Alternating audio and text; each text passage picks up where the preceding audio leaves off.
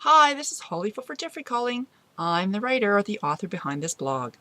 I usually write, but today I decided to be adventurous and do an audio recording. The title of my blog today is Miserable Moments, and how to deal with yourself in those miserable moments. I'm a big believer in detaching oneself from a negative mindset as quickly as possible. Although it isn't always possible to remove yourself from the situation, okay, but you can use this technique. You'll find that with practice, you'll certainly get better at it. You want to be able to isolate yourself and bring yourself back to a quiet mind where your miserable moment disappears, or at least gets much, much, much less miserable. Often we want to bring our negative mind to the positive, but in the beginning of learning how to do this, it's easier to go to a quiet mind and later learn to go from a negative to the positive.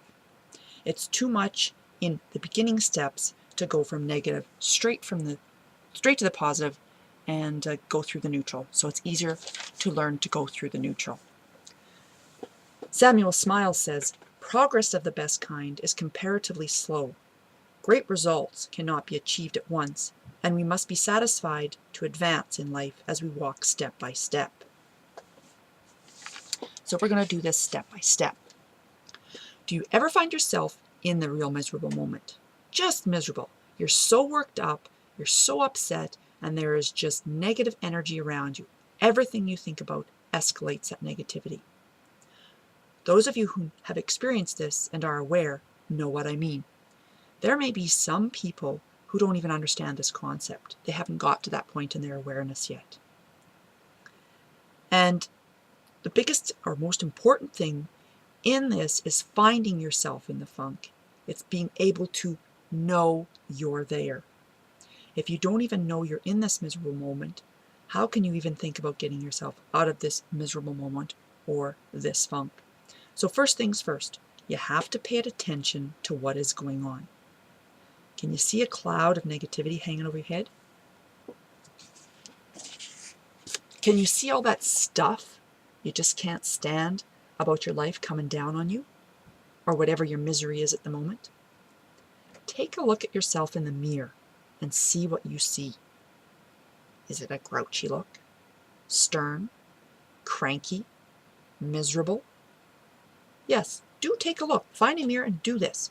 How does that look? How does that feel? Do you feel excited? Enthusiastic? Happy? Is there any stirring of emotion there? What is the look telling you?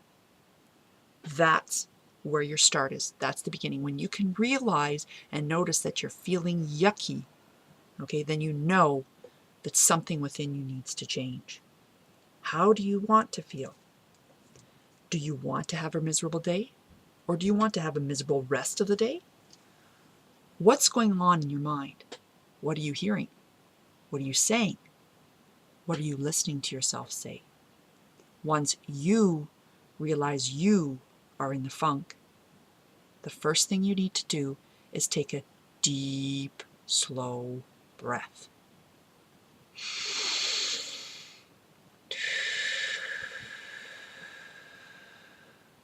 And a second,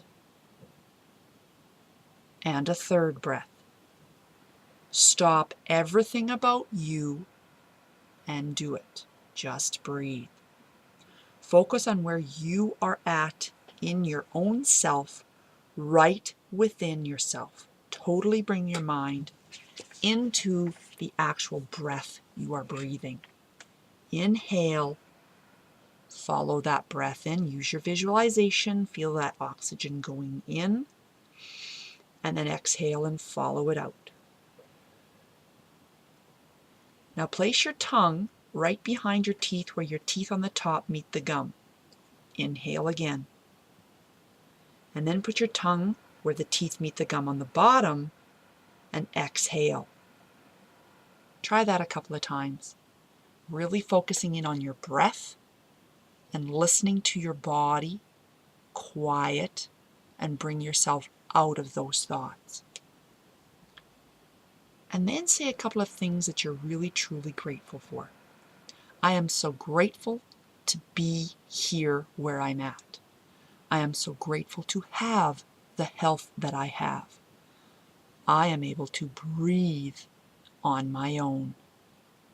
I am so grateful to be able to take my own breaths. Keep it simple, keep it very basic, because as we begin this journey, we want to make sure that it's something we're capable of. You may feel a shift after 1 or 2 breaths, or you may have to keep focusing on your breath. You may have to do it repeatedly. You have to bring your mind right back into you, right back into absolutely no thoughts. Okay? Think about you, think about your breath. Allow your heart to slow down, your mind to slow, and your gratitude for the simple basics in your life to engulf you. As you focus on that appreciation or the breathing, just sit and allow your mind to stop. Let go. As you breathe in, you may want to focus on bringing the tension you feel in your gut, which is deep in the pit of your belly, into your lungs. Actually visualize it. Then as you exhale, visualize that tension leaving your body through the air pushed out from your lungs. It's as simple as that. Breathe in, visualize in all that good oxygen, take that tension, take that oxygen to that tension, and use that exhalation to push that tension out through the lungs. Now, the reason I have you do this when you are not stressed out or not in a stressful situation gives you the opportunity to practice so that when that cranky, venomous you comes to visit, you can engage what you've practiced. If you don't practice it, it won't be very easily available when you need it. You must develop this as a built-in response when you feel your tension rising. The more often you practice, the more efficient you will get at using this technique. The 2 biggest obstacles will be recognizing when you're in a funk, when your tension's rising, or when you're miserable, and remembering to do what you know to release the tension, which is founded in those thoughts so well programmed into your existence.